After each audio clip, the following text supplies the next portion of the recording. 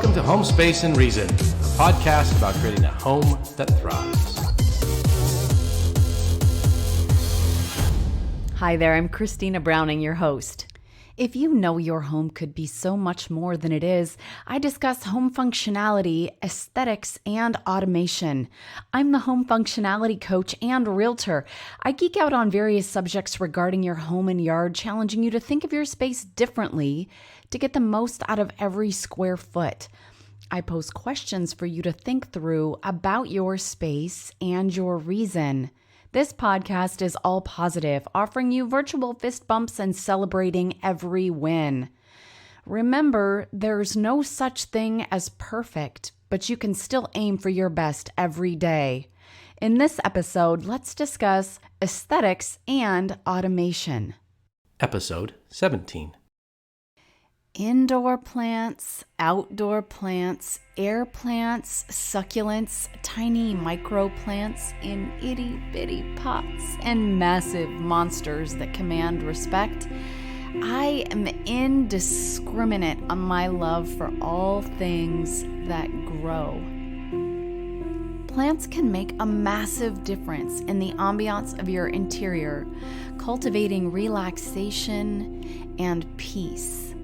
Plants convert the carbon dioxide people and animals exhale into fresh oxygen, and they can raise the ambient humidity of a room, creating a more comfortable environment to breathe in. When you list your home with me, one of the perks I include as a realtor is Space and Reason staging as a value-added bonus at no cost to my client. What does that mean exactly? I don't haul in furniture from outside. Instead, we walk through your home together and identify what should stay and what needs to be packed away. I often rearrange things, and many times I bring in art and plants. It absolutely changes how a home looks in the final listing photos when there are plants present. It adds a subtle natural beauty that the human spirit craves, whether we are aware of it or not. Why is it important? Because buyers shop online first. The stunning professional photos are what spurs them to come and see your home in person. So it's a really big deal. If I can't get them in the door, I have no chance of getting an offer. I make sense of any odd spaces, of course, and work with you to stage your home as beautiful as it can be, so the professional photos are fantastic, the walkthrough video is appealing, and makes the best first impression to get people in the door to see it early and offer quick. The goal is always to get top dollar for your investment. Strangely enough, one of the components to this formula is plants. So you bet I have a stash. Wait, I just admitted that I came up with a reason for work to have a house full of plants. Don't tell my husband. Hey, I loan them out. Shush it. I use houseplants to saturate your space with this natural, refreshing color to promote energy and introduce more natural elements into the room. But why wait for me to list your home to add plants to your interior? I'm sure many of you have lots already. Some of you may even be as obsessed about it as I am. Do you have trouble getting to sleep? Some swear by the power of lavender by your bedside table or on it to naturally enhance relaxation. I found this idea intriguing. How smart! While this pretty herb isn't a traditional houseplant, you can manage to keep it healthy if you do the right things. Most indoor lavender plants don't display ideal growth and leaf color, let alone beautiful blooms, because of the lack of adequate light. It's especially true in northern regions in the winter, which happens to be right where I live.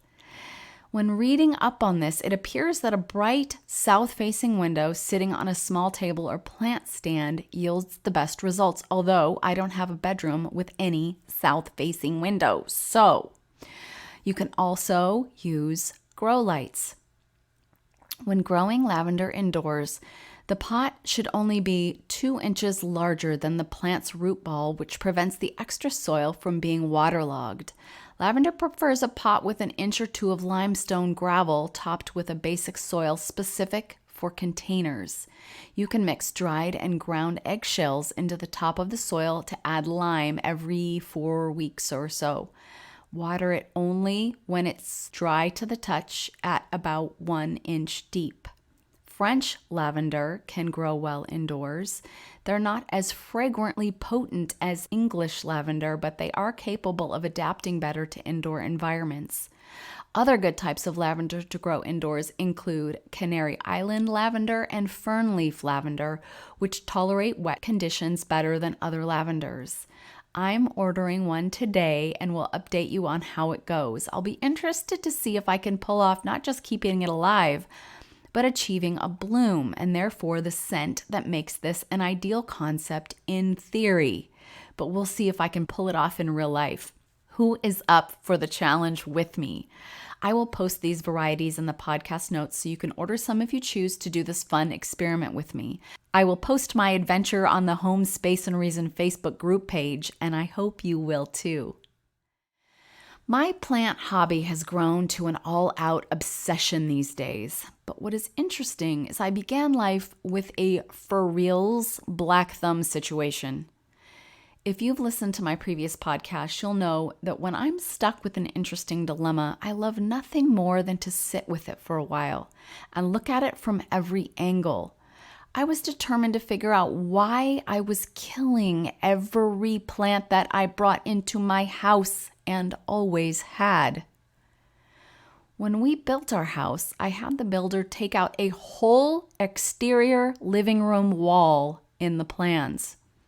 In its place, I added a sliding California door, which is a wall of windows that accordions open in nice weather. One would think this would give the space a decent shot at being plant-friendly, right? Nope. Did I mention we have 2 smallish windows higher up flanking our fireplace and large windows opposite the aforementioned wall of windows? And still, they died. I couldn't keep a plant alive to save my own life. So, one slow baby step at a time, I started addressing each thing I could think of. Soil, watering more, watering less, add fertilizer, choosing lower light plants, and then higher light plants, all to no avail. As a last resort, I swapped out the 2 recessed ceiling lights on either side of our fireplace with grow bulbs. The heavens parted and the angels sang. My plants were happy and green, and I became a little obsessed. Now that I finally figured out the secret, I would never, ever have guessed my issue was lack of light based on the number of large windows in this space.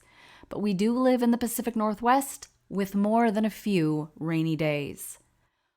What I love most about this is that these 2 lights are on their own switch. So as part of my husband's morning routine, he opens the shutters and flips on the grow lights by the switch as habit every single day. Because the light sockets were already there, we didn't have to add anything additional into the room to accommodate my plants, so aesthetically, it's the same as before. The only difference is my plants are thriving instead of dying. The grow lights are in the form of actual bulbs. They aren't the long, ugly shop lights you might be envisioning in your head. They sell them at most big box stores and hardware stores. Just look for a grow light symbol on the box in the same area as regular bulbs and make sure the circumference is smaller than your recessed socket. Now let me tell you about a grow bar. Sounds like a great place to get some beer, right? Nope. This is a 19-inch long modern piece of Baltic birchwood with rounded corners that has grow lights affixed inside to put in bookshelf areas or under anything flush, so you hardly notice it's there. Yet, you can have plants. Full spectrum LEDs emit a natural white light that produces little heat and nourishes plants, while a timer allows for 8, 12, or 16-hour cycles with a tranquil fading effect to mimic sunrise and sunset. That makes it ideal for herbs, greens, succulents, cacti, and light-loving houseplants. It includes hanging and mounting hardware, and it is rated for 50,000 hours of indoor usage. I am also happy to report they are made in the USA. You can order a grow bar from Terrain. I will put the link here in the podcast notes. Because all of this indoor glorious light worked so well, I've also hung a plugged light from the ceiling in the corner of my master bedroom for my snake plant. It was fine growing in the dark-ish corner, but it surely is happier now that I added light. This is where I'm going to have a go at my new lavender plant. Fingers crossed. Now let's talk about plants and automation. I'm sure you're thinking there is no way she can tie in automation with plants, but oh yes, I can. I have 2 tall corn plants flanking either side of my dining room table. They hit the ceiling this year, which puts them at 9 feet tall. Only one side of each faces the window, and so to compensate, I put uplighting on the floor in each corner with grow lights in them. Yes, I know I'm supposed to turn the plants. And I do, but I'm not going to pretend sometimes time gets away from me and they don't get turned as regularly as they should. This helps so much. And now for the magic. The lights are connected to a smart plug, which means the lights come on automatically in the morning and go off again around 5 p.m. So I don't have to remember to do one more thing. It's magnificent. Now let's talk about the small jungle of air plants in my master bathroom window. It's the window you may have already seen a picture of in the windows episode because it has window film on it instead of any type of blinds or shades. It's open and bright while still maintaining privacy in all its simplistic glory. I originally had air plants scattered in 3 or 4 places in the house, and I killed many until I moved them around enough to figure out their happiest place. They are now all thriving in my master bathroom window in filtered bright light, enjoying all the humidity of the daily showers that happen in there. The window film combined with the humidity is like the intersection of happy and healthy for air plants. I want to read to you some interesting information I found in a study conducted by Virginia Lohr at Washington State University, of which I will link to in my podcast notes. In a study of people working on a computer task, when foliage plants were in the room, people reported feeling more attentive than did the people in a room without plants. In another study, people were asked how they felt in a room with 3 different treatments: no colorful objects, or interior plants. People felt significantly more carefree or playful and more friendly or affectionate in the room with interior plants than in the room with or without decorative objects. Another study compared office workers in buildings with or without interior plants and with or without windows with views of green spaces. No more than 60% of people working in offices without plants, whether they had views of green or not, reported feeling content or very happy, while 69% of people working in offices with plants but no windows, and 82% of those with both plants and window views were content or very happy. While performing the computer task, participants' systolic blood pressure rose, indicating that the task was stressful, but in the presence of plants, the rise was not as great, and it returned to pre-task levels more quickly than for those tested without plants. This documented that interior plants, like images of nature, could produce a calming response. Other researchers have also documented that interior plants evoke stress-reducing effects that are similar to those evoked by nature. Productivity has shown to be higher when plants are present. Perceptions of physical discomfort was lower in a room with plants when health improvement and pain reduction was studied as it applied to the presence of plants. With increased urbanization worldwide, there is growing concern about children's loss of exposure to nature. A recent book, Last Child in the Woods, has popularized this idea. Research has shown that adult preferences and attitudes towards plants, which are presumed to be largely learned, are strongly influenced by childhood interactions with nature. If these childhood interactions are lost or reduced, what will the consequences be? Studies in which 2,004 adults from the largest cities in the U.S. were interviewed showed how important it is for children to interact with trees, plants, and nature. Adults were asked how often they had spent time picking flowers, fruits, or vegetables from a garden, visiting or playing in local parks, or taking care of indoor or outdoor plants as children. Increased frequency of each of these activities had a strong positive influence on adult attitudes. For example, 71% of adults who often planted trees, seeds, or plants as a child felt that trees had personal meaning, while only 45% of those who never did so felt this way about trees. These results show the important influence of childhood involvement with plants on adults. The response is stronger if the interaction is active, such as picking flowers, than it is if it's passive, such as visiting a park. This positive response has been documented in people from a wide range of demographic and ethnic backgrounds. I really liked a post I saw recently on Instagram by Botanicals, and I wanted to read it to you. Something we'd really like to talk about that's been on our minds is how all plants aren't perfect. Like us, plants have imperfections. Later, they go on to say all plants start having yellow leaves as it produces new foliage or acclimates to a new home. Just like us, we have stress and anxiety when moving to a new house or town. No plants are perfect or free of blemishes, not in the home or in their natural habitat. The best part of growing and owning plants is getting in tune with their needs, just like how not all of our plants have the same watering needs, same soil, or same lighting needs. Plants should bring you joy, not stress and worry. Growing plants is a journey, and we should learn to enjoy and accept the full process of cultivating plants. You can follow them on Instagram under Arium Botanicals, spelled A-R-I-U-M Botanicals. Most plants need a container with drainage so that water doesn't cause its roots to rot. Invest in a diamond head mason drill bit. It takes 1 second to drill holes. Because why do so many good-looking pots not have holes in the bottom? I will never understand that. One thing I didn't realize until lately is that dust can block sunlight from being absorbed by your plants. So if your plant leaves are dusty, you can wipe the leaves with a moist sponge or cloth, although spraying them outside lightly can do the trick too, and that's a whole lot easier.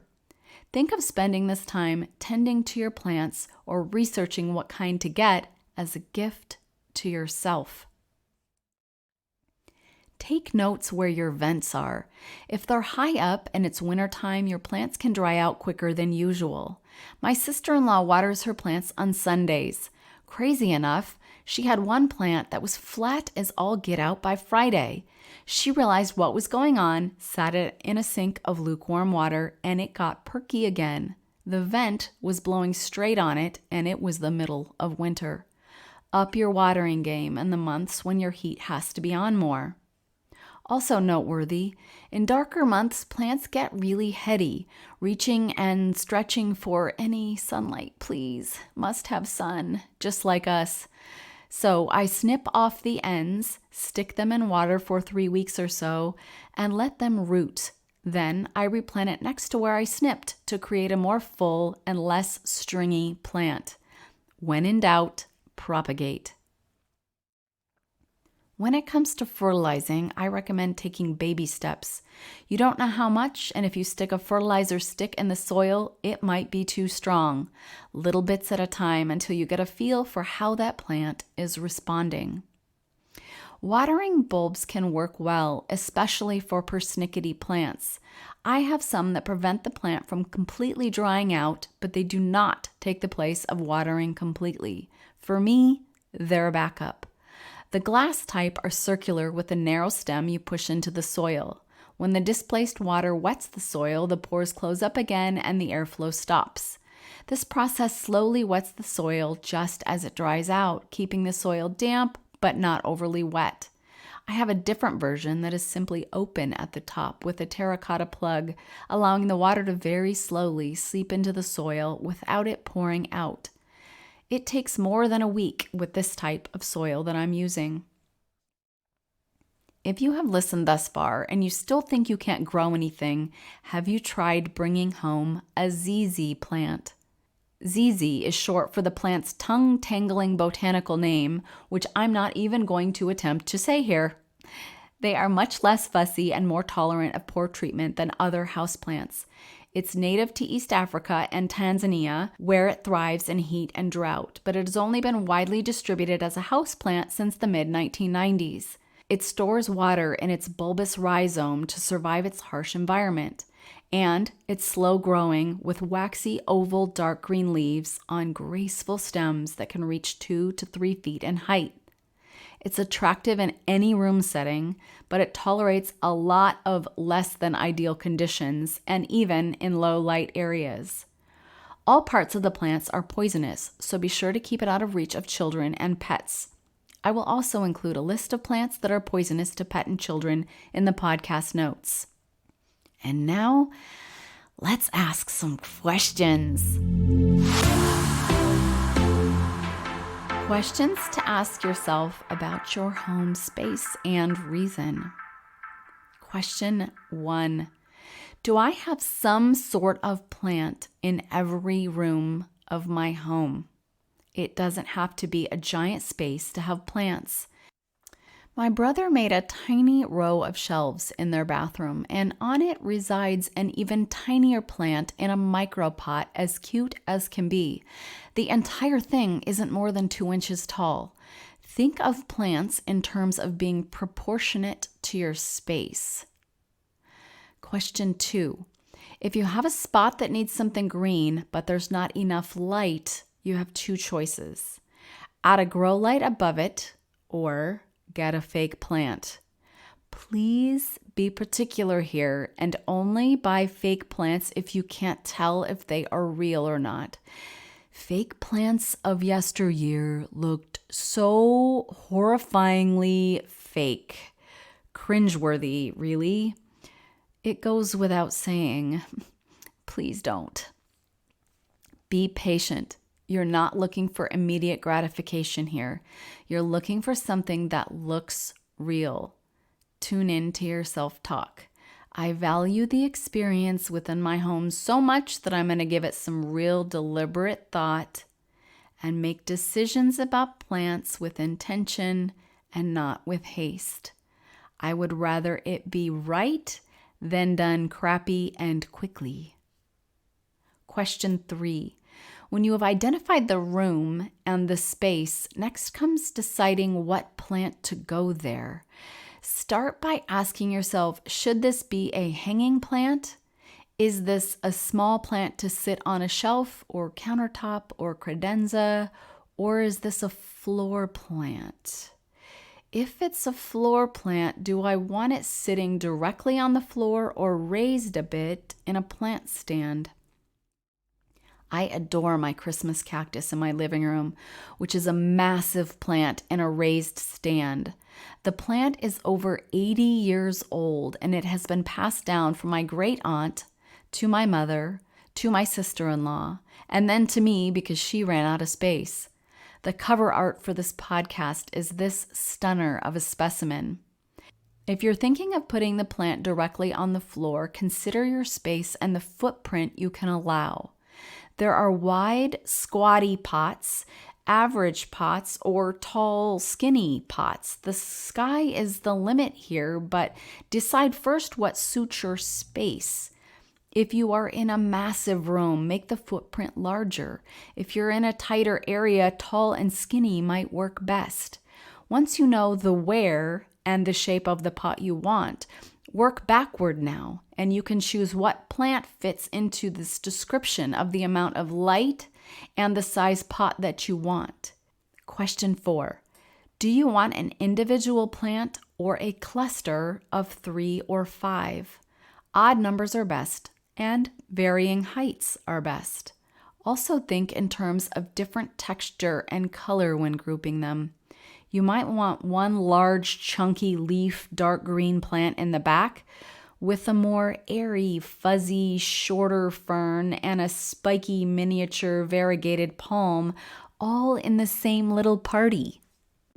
Plants have a wide range of positive effects on people. They contribute positively both to our mental and our physical health. I'd like to close with a direct quote from the WSU study. Research has confirmed the stress-reducing benefits of passively viewing plants. It has been demonstrated that people's impressions of a room and their mental well-being can be significantly improved when plants are added. It also has shown that productivity and mental functioning are improved and that pain perception can be reduced. Research on the effects of plants on people has shown, in essence, that plants are essential for people to be at their best. Plants are needed in our lives all around us every day. They have a civilizing effect. They humanize our surroundings. Who do you know that might need to buy or sell a home in the Portland, Oregon area? If you happen to know someone who'll need a realtor soon in this geography, send them my way.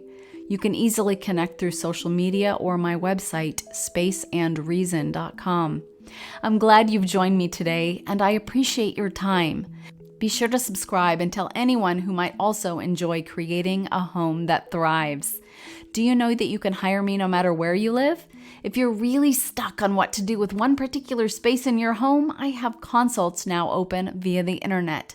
Check out my website, spaceandreason.com, and click on the link Imagine. Thanks for sitting in on this conversation about creating a home that thrives and for the privilege of your time. I'll meet you back here for the next episode.